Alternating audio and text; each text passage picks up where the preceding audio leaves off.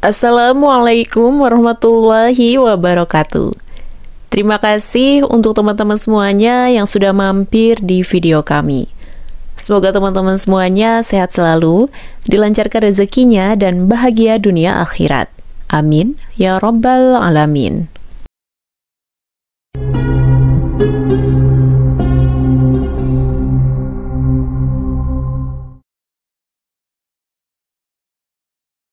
Abu Jahal lah yang selalu menghasut pemuka-pemuka Quraisy untuk menyiksa kaum muslimin.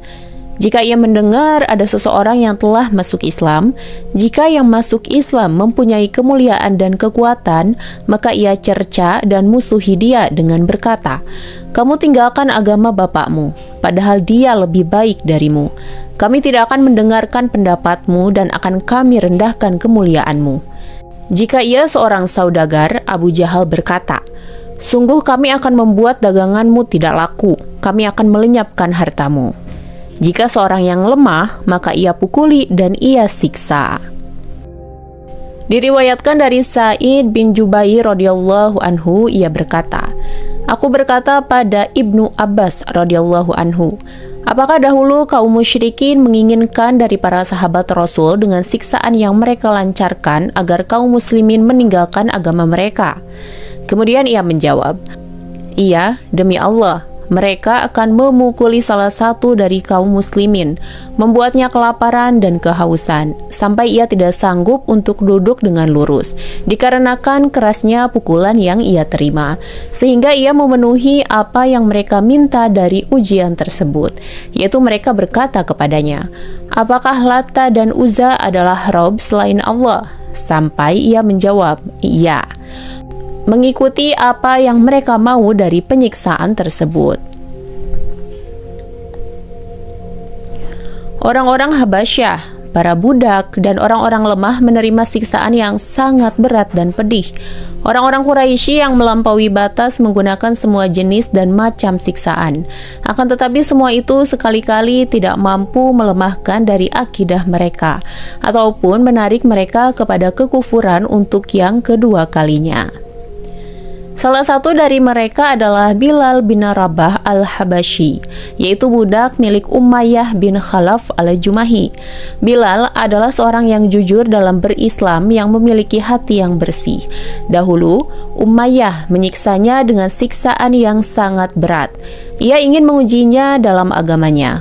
Umayyah mengeluarkan Bilal ketika matahari sedang terik. Setelah ia dibuat kelaparan dan kehausan sehari semalam, sampai ketika matahari berada di tengah-tengah dan mencapai puncak panasnya, Bilal radhiyallahu anhu dilemparkan dan ditelentangkan di atas batu kerikil kota Mekah, di atas padang pasir dan kerikil yang panasnya sudah mencapai puncaknya.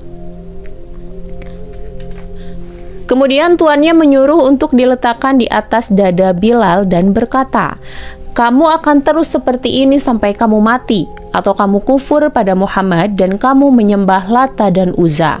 Akan tetapi Bilal menolak dan berkata dalam siksaan yang keras seperti tersebut, "Ahad, Ahad, aku kufur terhadap Lata dan Uzza."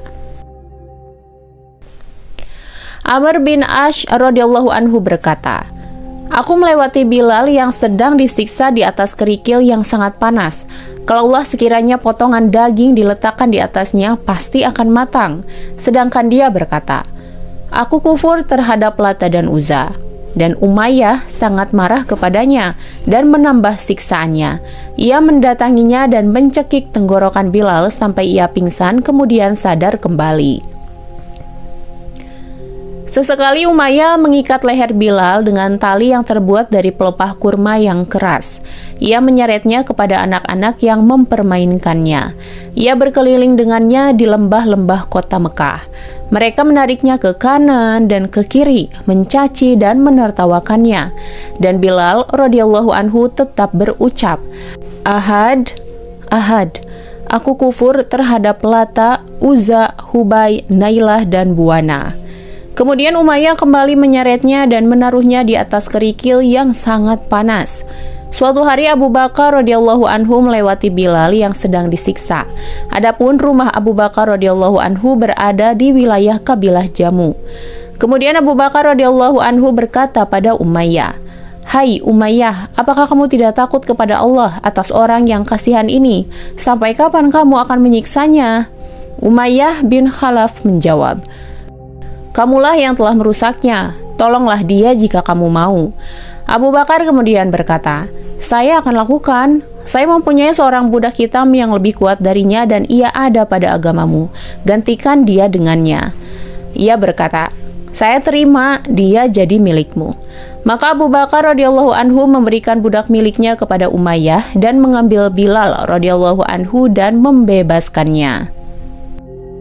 Dan termasuk orang yang disiksa adalah Khabbab bin Art radhiyallahu anhu. Dia adalah salah satu penduduk Irak berkulit hitam. Kemudian datanglah satu kaum yang menyerangnya di salah satu sisi kebunnya dan mereka menawannya. Mereka membawanya ke Hijaz lalu menjualnya. Jatuhlah ia di tangan Siba bin Abdul Uzza al-Khuzai yang merupakan sekutu Bani Zahra. Dan dikatakan bahwa dia adalah Khabbab bin Art bin Jandalah bin Sad bin Khazimah, saudara Siba seibu yang tertawan dan dibebaskan. Diriwayatkan pula bahwa Khabbab radhiyallahu anhu adalah seorang pandai besi.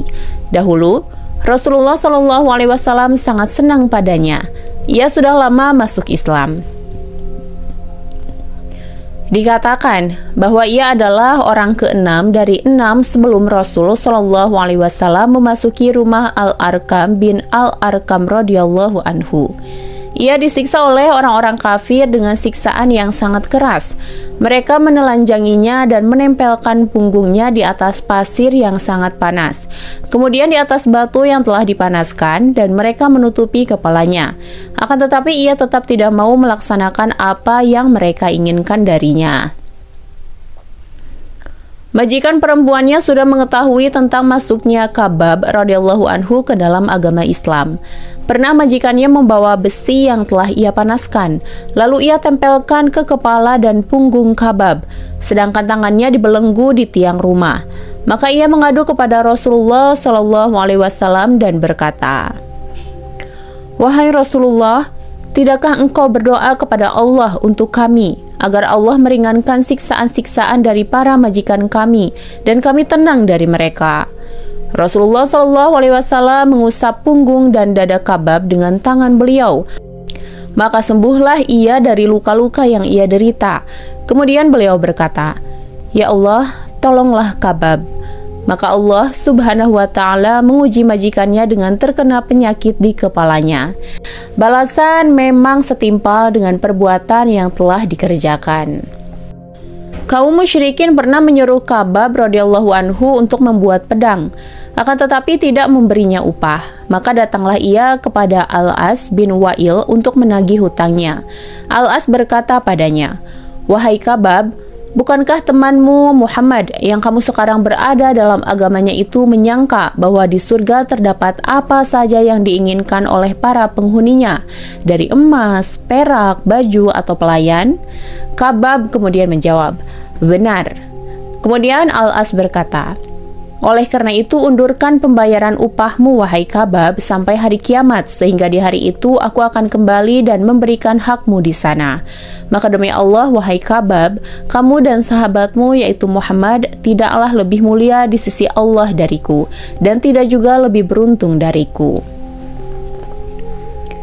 Diriwayatkan dari Khabbab radhiyallahu anhu, ia berkata, "Aku mendatangi Rasulullah Shallallahu alaihi wasallam yang sedang menggunakan selimutnya sebagai bantal di bayangan Ka'bah, dan kami sudah mendapatkan kekerasan dari kaum musyrikin, dan aku pun berkata, 'Wahai Rasulullah, tidakkah engkau berdoa kepada Allah untuk kami?'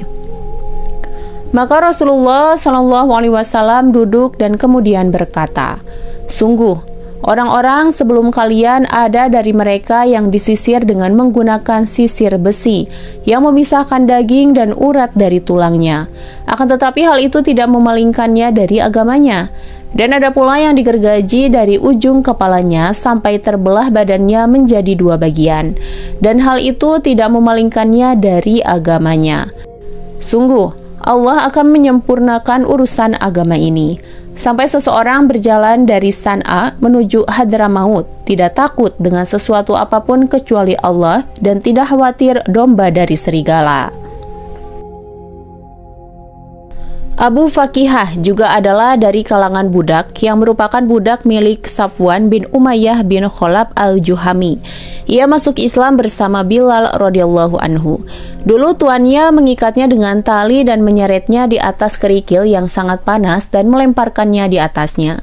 Majikannya juga mencekiknya dengan sangat kuat sampai-sampai ruhnya hampir keluar dari tubuhnya. Pernah juga Abu Fakihah ditimpakan di atas perutnya oleh Safwan batu yang besar sampai mengeluarkan lidahnya.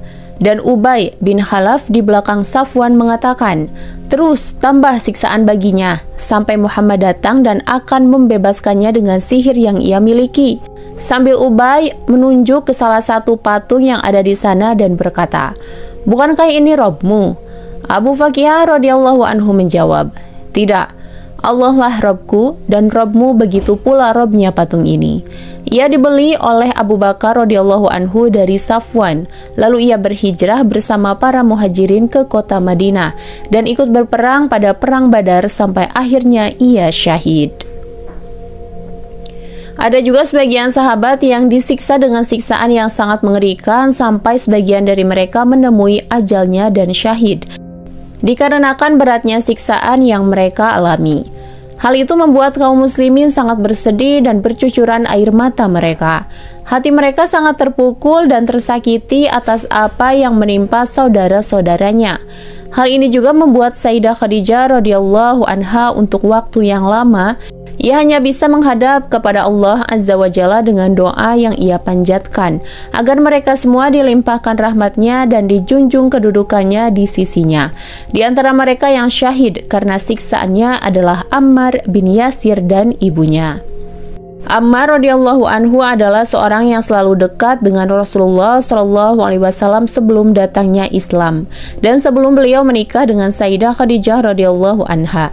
Dan bisa jadi Ammar radhiyallahu anhu memiliki peran dalam pelaksanaan lamaran Rasul Shallallahu alaihi wasallam yang penuh berkah pada Sayyidah Khadijah radhiyallahu anha. Ada riwayat menyebutkan hal tersebut. Ia mengunjungi Nabi Shallallahu alaihi wasallam di rumah beliau, duduk bersama beliau untuk waktu yang lama. Mungkin inilah yang membuat mata orang-orang musyrikin melirik kepadanya dan menambah siksaan kepadanya. Yasir bin Amir al-Ansi adalah sekutu Abu Huzaifah bin Mughirah bin Abdullah al-Mahzumi. Ia memiliki budak perempuan yang dipanggil Sumayyah binti Hiyat radhiyallahu anha, lalu dinikahkan untuk Yasir radhiyallahu anhu dan melahirkan Ammar radhiyallahu anhu. Ketika Rasulullah Shallallahu alaihi wasallam diutus, masuk Islamlah keluarga Yasir radhiyallahu anhu ini bersama orang-orang yang pertama masuk Islam. Kaum musyrikin sendirilah yang melaksanakan siksaan pada mereka sampai akhirnya Yasir radhiyallahu anhu syahid di tengah-tengah penyiksaan tersebut. Adapun Abu Jahal adalah yang menyiksa Ammar dan ibunya. Dia memakaikan Ammar baju besi dan menjemurnya di tengah-tengah terik matahari sampai dagingnya melepuh dan lisannya menjulur karena kehausan yang sangat. Kemudian Abu Jahal dan beberapa orang musyrik menyiksanya dengan besi yang menganga sampai-sampai luka di badan Yasir karenanya berwarna putih seperti penyakit kusta. Di satu hari, kaum musyrikin sangat berlebihan dalam menyiksa Ammar radhiyallahu anhu. Mereka berkata, kami tidak akan membiarkanmu sampai kamu memuji Rabb kami dan mencaci Muhammad. Terkadang mereka meletakkan batu besar yang panas di atas dadanya dan terkadang memasukkan kepalanya ke dalam air. Akhirnya Ammar radhiyallahu anhu memenuhi kemauan mereka dan seketika ia ditinggalkan oleh mereka. Berdirilah Ammar radhiyallahu anhu menahan dirinya. Ia merasa dunia menjadi gelap gulita di wajahnya. Ia berkeyakinan bahwa telah datang kepadanya perkara yang sangat besar. Ia terus berjalan tergopoh-gopoh sampai datang ke tempat Rasulullah Shallallahu alaihi wasallam. Rasulullah Shallallahu alaihi wasallam berkata kepada Ammar radhiyallahu anhu, "Apa yang telah menimpamu wahai Ammar?" Kemudian ia menjawab, Hal buruk, wahai Rasulullah, aku tidak berhenti disiksa oleh mereka sampai aku mencaci engkau, wahai Rasulullah, dan memuji berhala-berhala mereka, dan aku telah melakukannya. Rasulullah SAW berkata, dan bagaimana keadaan hatimu? Ammar radhiyallahu anhu menjawab, hatiku merasa tenang dengan iman. Rasulullah SAW berkata, jika mereka mengulangi siksaan itu, maka ulangi mengucapkan hal yang sama. Datanglah beberapa sahabat yang telah mendengar apa yang diucapkan Yasir radhiyallahu anhu, dan mereka berkata, dia telah kafir. Rasulullah SAW berkata, sekali-kali tidak. Sesungguhnya Ammar dipenuhi dengan keimanan dari ujung kepala sampai ujung kakinya, dan imannya telah bercampur dengan daging dan darahnya. Allah Subhanahu wa Ta'ala telah menjelaskan tentang orang-orang yang dipaksa dan hati mereka tidak terpengaruhi dalam firman-Nya. Barang siapa kafir kepada Allah setelah dia beriman, dia mendapat kemurkaan Allah. Kecuali orang yang dipaksa kafir padahal hatinya tetap tenang dalam beriman, dia tidak berdosa. Tetapi orang yang melampangkan dadanya untuk kekafiran, maka kemurkaan Allah menimpanya dan mereka akan mendapat azab yang besar. Quran Surat An-Nahl ayat 106. Adapun Sumayyah radhiyallahu anha telah disiksa dengan siksaan yang menyakitkan, akan tetapi ia tidak melemah dan tidak pula menjadi lunak. Datanglah yang terlaknat Abu Jahal lalu mengatainya dengan kata-kata kasar.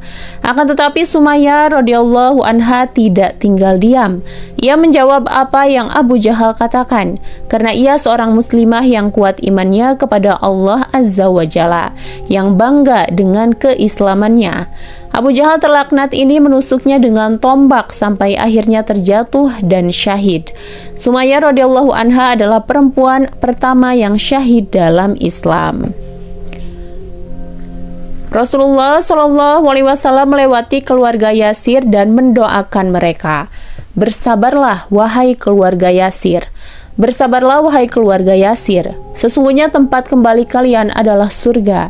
Ya Allah, ampunilah keluarga Yasir.